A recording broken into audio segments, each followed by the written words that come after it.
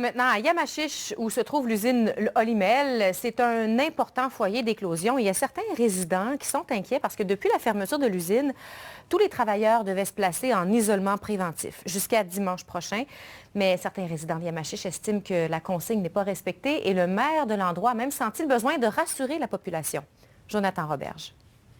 C'est pas parce qu'un travailleur vient de chez Olimel que c'est un terroriste. Il faut faire attention à ça.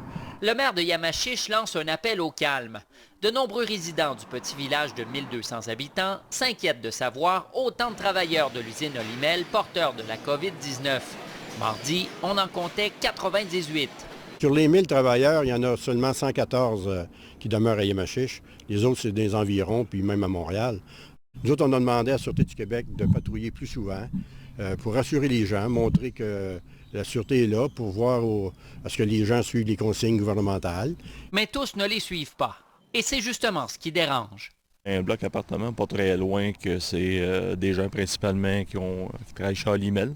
Des fois, on les voit dehors, des fois, ils vont au petit dépanneur qu'on a ici dans le village, en espérant qu'ils ne soient pas infectés et qu'ils ne viennent pas infecter les autres. Pendant ce temps, Olimel prépare sa réouverture. L'Agence canadienne d'inspection des aliments supervise les travaux de désinfection.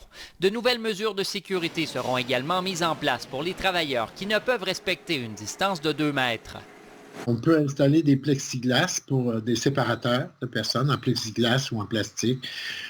On peut demander à chacun de porter une visière en plus de ce qu'il a déjà comme couverture, comme équipement.